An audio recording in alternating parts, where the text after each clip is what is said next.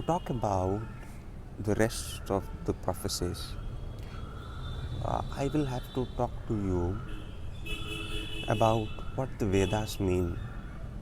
How did humans get into this culture? So that you understand what the prophecy means and why it says what it says.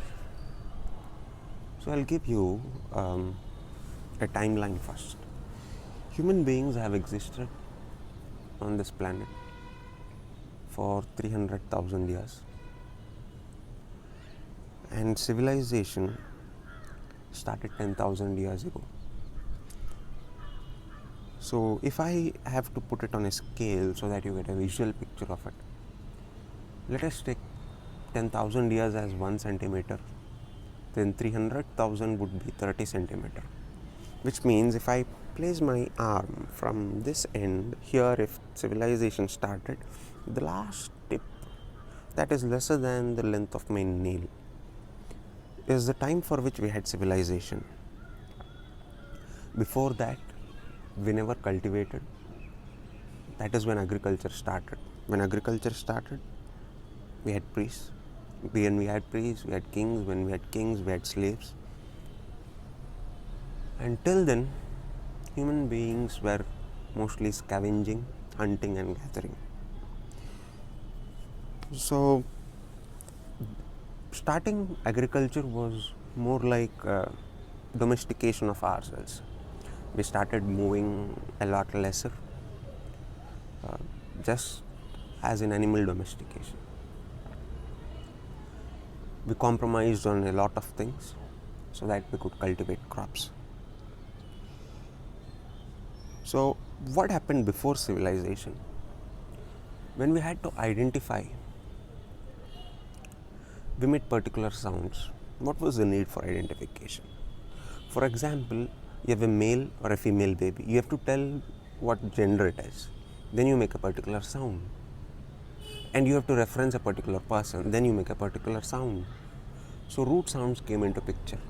And from root sounds, we got words. And from words, we made up sentences for directions.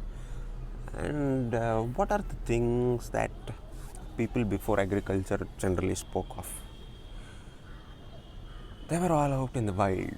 So they saw natural phenomena happening. And they spoke of natural phenomena like the rain, the sun, the clouds, thunder, moon, earth, rivers, mountains, trees, forest, desert. This is what they spoke of. And they saw spirits in everything. So there was a study in around 1960s with a group of Inuits. They have no contact with the Western civilization. So the Inuits had some way of curing their diseases. They had their own ways of living, and they had no contact with Westerners. When Westerners contacted, they got all sorts of diseases, and their native cures didn't work. But one striking feature you'll observe there is they see spirit in everything. They see spirit in the trees, in the sand, in the water, in the river, in the clouds, in the rain, in the ice.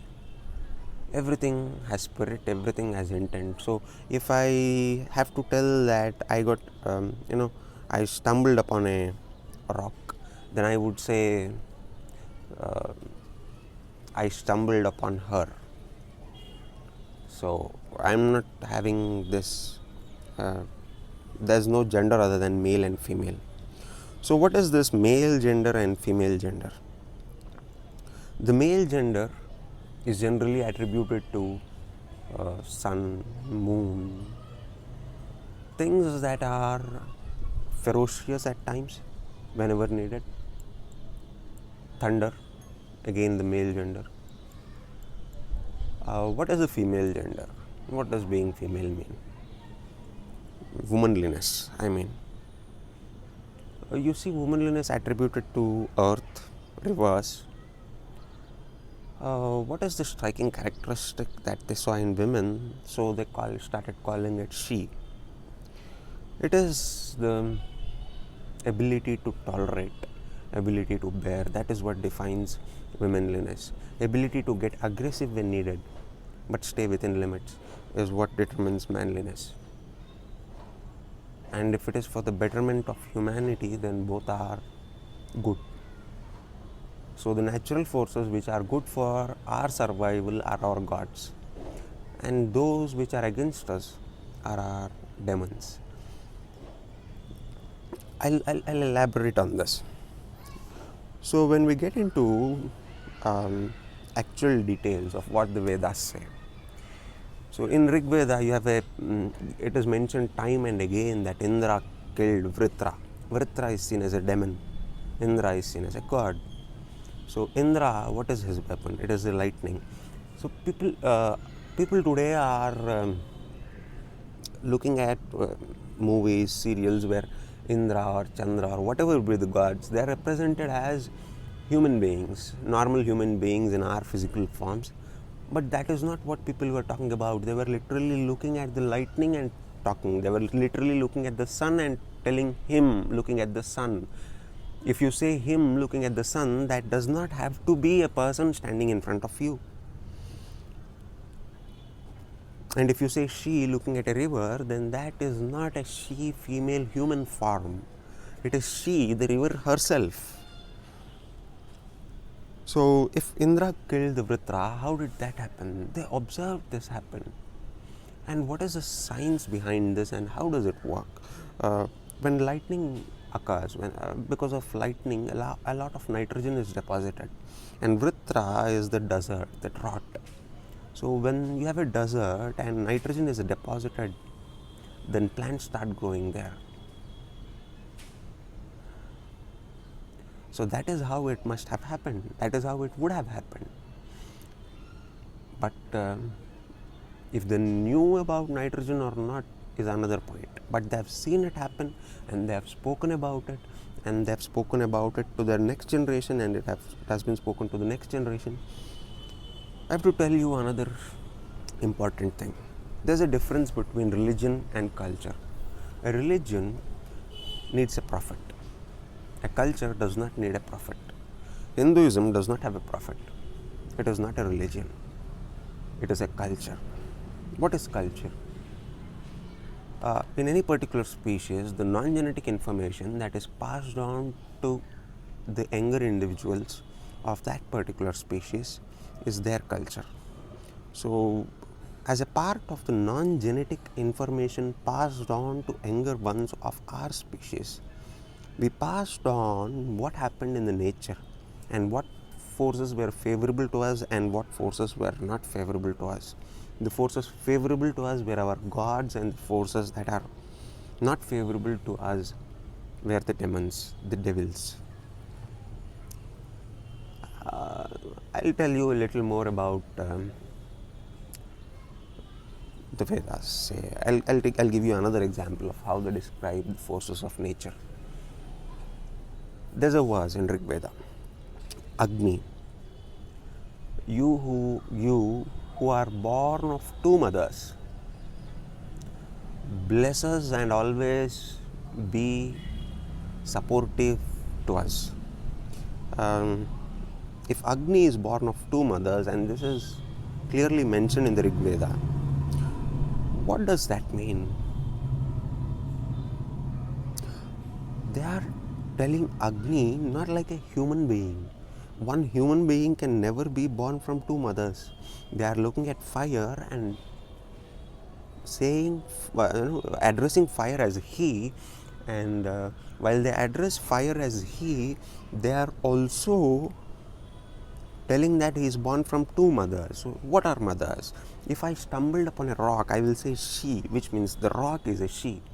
That is the one mother, and I have another rock, that is the other mother. When I hit rocks together, a spark is born, that is Agni. So when two rocks are hit from these two mothers, Agni is born. This is how Rig Veda is. It is excellent if you can look into the scientific depths of it. Probably there was no understanding about friction or how much friction is required to cause flame. I don't know about what understanding they had, but they definitely had more observation than any of us. And they were out in the nature. So from observation, we get Vedas. And they have seen that when you praise these forces, when you are happy with these forces, when you say good things to these forces, they act supportive to you. And more importantly, all of Yajurveda speaks of sacrifice. When you sacrifice something, what is sacrifice? Sacrifice is offering something to flames. That is the only sacrifice that there is. Anything else is not sacrifice. According to them, that is what pleases the gods is sacrifice. So you call upon the name of Indra and offer something to Agni. So Agni will take it to Indra, and Indra and Agni will act in your favor. This is how the concept of sacrifice has come. If you are thinking that all this does not fit into scientific theory or the dominant understanding of science, you must know of the documentary called Secret. There's a documentary by name The Secret. That is, when you wish something has to happen, that is what happens. When you continuously wish for it, when you feel like it is already happening, when you already feel like the forces of nature are working for you and you are praising them, they will start working for you. That is what the documentary records. No, they don't talk about the forces of nature much, but they give you an understanding of how things in the universe come to support what you think or think in the same direction. So the Vedas make perfect sense when you know this, and when you note that there's no it, there's only he and she. And why did they make prophecies at all that things will become very dangerous with time to come? There's a striking observation. That is, once civilization started, once we started plowing, that is using a weapon to dig our mother earth, it was like, poking your mother with the needles and pulling the needle across so that you can put something like that. So once this started, they saw that the human strength decreased, and whatever trends they had seen till 5,000 years ago. Rig Veda, Yajurveda is much older than the Puranas. Prophecies come from the Puranas from some 5,000 years ago. The Rig, Yajur Vedas, the Atharvana Vedas, all these Vedas are at least 8 to 10,000 years old. They are the continuation of one particular band of hunter-gatherer knowledge, information. Somebody who should have lived at that time around the 5 rivers. So whatever was seen till 5,000 years ago, that was captured, and that was projected forward, and probably in this dimension we are going. And moreover, when you don't have too many thoughts from the world outside you relax, and in nothingness, when there's mental peace, when there's equilibrium, your IQ increases. When your IQ increases, you can foresee what happens. And so whatever sages we have had in the past, this is what happened. They had very high IQs. Some of them were even enlightened. Enlightenment is knowing everything that you need to know. So one final thing that I have to tell you: what is an avatar? What is this Atma? What is this spirit? Everything living and non-living wants to survive. There's no chemical traceable to all of them which says survive, live. So this spirit is what is common to all the creatures.